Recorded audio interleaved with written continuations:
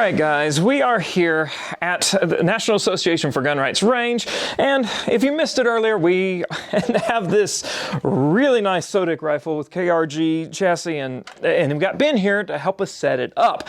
I mentioned to get shooting. We normally have everything set up before we start rolling video and we start shooting, but there's a lot to this, and we should show everybody about that. Absolutely. Too. And so we are going to accessorize it so we can start using it. And of course, we'll get the optic and stuff further down.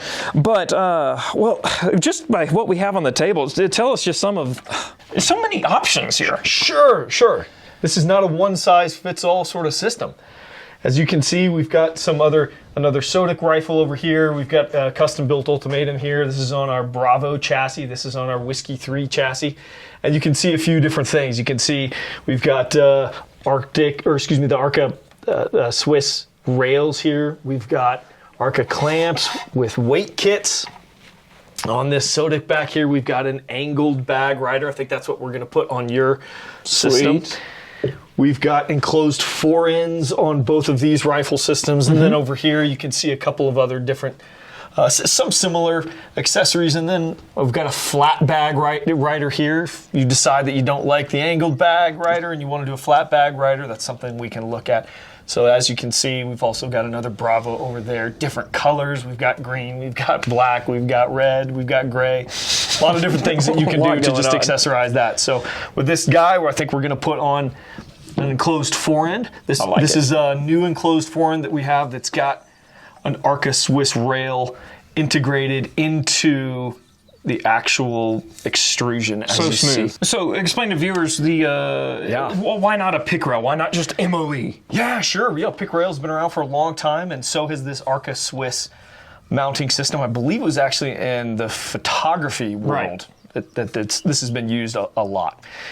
And in precision rifle shooting, the guys were starting to find that you could very quickly grab a clamp and slide very quickly. And so if you're accessing, a different shooting position and you need to move your bipod, you can just very quickly slide that in and out. Or if you're sticking it through a shooting hole and you can't fit a bipod at all, maybe you want to take the bipod off very quickly, and it just allows for a lot of modularity. There's a lot of meat. It looks like it's a wide clamp, so plenty strong. It is, and just a real quick clamp, and that thing isn't going anywhere. Great. Well, so what's step one? Step one, I think what we're going to do is we're going to disassemble the forend of this rifle, and we're going to put this enclosed forend on, and then we'll go from there. So this guy, we've just got some screws right here, so we'll go ahead and pull out the wrench, and I believe I've got it already set up. Oh, thank you. Just pop those 6 screws off. 6 screws off. Yep. All right. This forend just kind of clamps onto this backbone here, so we're just going to grab and pull this guy off. Okay, there it is. There you go. Nice and solid. Pull that out. Very nice. Yeah, so our system utilizes this aluminum extruded backbone. So this is consistent across all of our chassis, and it allows, again, for that modularity and the ability to swap out those parts. So this is all polymer here? It is. It's several pieces that are molded separately and then clamped together.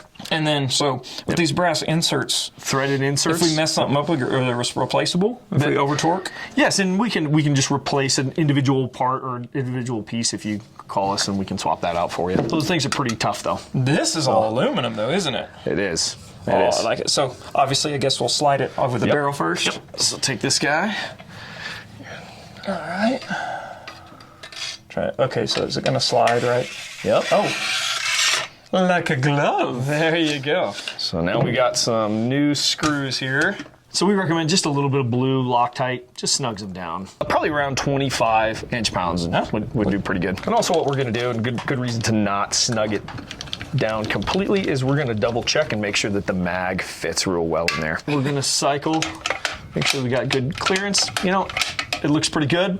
Okay. Of course, once we get out and start shooting it, we may need to adjust it a little bit. Now we got the enclosed forend on. I think that we go ahead and we're going to remove this bag rider, and I think we'll put on an angled bag rider for you. Now, these are little screw cap covers, and so once you get this, once you screw this down, you can put those little covers on there. It just kind of cleans up the look and keeps the screw held in there. It just kind of cleans it up a little bit. Well, it shows that y'all are really thinking about all the little details. And as you slide that bag rider over, back and forth, I imagine that's pretty prone to caking up with dirt if you're not careful. I'm sure. So I think next what we're going to do is we're going to install the Arca clamp onto our Thunder Beast bipod. And we're really fortunate today. We've got Ray from over at Thunder Beast here, and I'd love to have him explain why this is such a fantastic bipod system and why we chose it for this video shoot. Awesome. So we'll start with putting a Picatinny rail onto this Arca clamp. And typically, if you're a right-handed shooter, you're going to want to grab that clamp with your left hand so you can slide the rifle or slide the bipod forward and aft. So this guy is going to go with the clamp on this side. Oh, nice. So, springy even. It is. It's spring-loaded, as you can see. You know, so then we'll slide very nice back. All right, so now that we have our adapter, our Arca rail, it's bipod time. We make an adapter if you don't want to have this quick release that you can actually put it directly onto your Arca Swiss. In this case, it's kind of nice because if you want to take this off quickly and use it on another rifle system or something like that, it just clamps right onto this Picatinny. Awesome. And you're good to go. So about right there. There you go. All right. Feels nice and solid. Is it snugged up? Fantastic. Now she stands on her own. She does. All right, so we're lucky enough to have Ray here with Thunder Beast, and we will be, you're best known for your suppressors, of course. That's what we do. And we're going to quiet this down later, but this is y'all's bipod. And it looks like lots of steps up from a Harris bipod or something of that nature. It came about the same way we started making suppressors. I had a bunch of bipods. I liked features from some and others, and same thing with my partners, Zach and Shane. We wanted to be able to go from the stowed position to a 90 without any buttons, right? We wanted no buttons. We wanted it to lock, so it does lock in place, unlike with the Harris. You know, you have your Harris extended, you get down in position, you grab your pistol grip, you go to rock the gun a little bit, and sometimes your legs fold under. We didn't want that. For those shooting PRS and stuff that need that front 45, you could get the front 45 after the fact if you need it. If you need the 45 to go the other way, simply pop the bipod off and flip it. Legs are spring-loaded. So it's the only bipod I'm aware of from any position you can adjust with one hand, right? It's made me run my bipod to me a little closer. I could stay on glass. I could reach up with one hand and extend, or contract either leg with one hand, staying on glass. Good deal.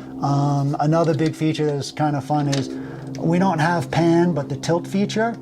We spent a lot of time figuring out these bushings and cutting these bushings so that you can set this at whatever tension you desire, and you can sit here and rock this all day, and it will stay at a constant tension. It doesn't unscrew itself. Right, a lot of the other ones, every time you go left, it loosens a little bit, So a long stage at a match, or if you're set up in a place like this shooting prairie dogs for a long time, right? You get up and your gun falls over in the sand. We spent quite a bit of time trying to figure that out. That is very neat. The feet, QD for leg extensions and carbide tips if you're out in the rocks. So we put some thought into it. So we're field shooters. We built it as the ultimate field bipod. And I think we achieved our goal. Awesome, very solid. It looks great. It's going to shoot straight. Shoot straight. All right, so our last step is putting on muzzle brake, and so we can put on our suppressor later. Now, these washers are pretty neat, though. I'm used to shims in the suppressor world normally, but this is neat. Yes, we ship these with peel washers. They peel every 2/1000. There's a bunch of 2/1000 of an inch layers pressed together and laminated. That's awesome. So the way I do it, and there is a video on our webpage for you guys that you could watch. My partner Shane doing it. First thing I do is see if a full one will work. It's not quite enough, so I put the brake all the way on, back it off so it's centered. I could take this peel washer, I could see it's too fat, right? So I need to take off maybe 2-3 layers of it. See that gap? So you need a lighter to heat the peel washer, and a pair of pliers or something to hold it so you don't burn yourself, a razor blade, and then red Loctite. Not blue, not, what's the other stuff? Roxette. Roxette, not Roxette. We need something that could stand the heat. This gets very hot. Roxette will break down with heat. Blue Loctite's not enough. If you don't use red Loctite, lots of times the friction caused by the taper will be stronger than what the blue Loctite can provide, and you go to screw your can off and it comes off. Heat the edge with a lighter just a little bit, just so it gets a little black, and then you can take a razor blade and get it on the edge and just push the razor blade in, and we could actually peel off 2,000ths at a time to get this to fit. Looking at this, I'm going to say we only need to take off 2 or 3 layers. Okay. We want this maybe 15 degrees out when So it's when we torque hard, so it'll- that we just torque it up a little bit. The last 15, 20 degrees torqued with a wrench. You don't want to crank this on super tight. You don't have to go crazy with this, guys. Screw the brake on. And you can see it's just out just a little bit. You know, hold that. I could put a wrench on and bring this up to flat. You know, by the eye, that's pretty close. And now that's it. We let that dry, and we have a brake mounted. So now we have all our accessories, our muzzle brake, all that stuff. We put an optic on it. We're ready to shoot, so y'all stay tuned. We're gonna throw one of the top of the line optics on this, but zero compromise optics, and then start shooting.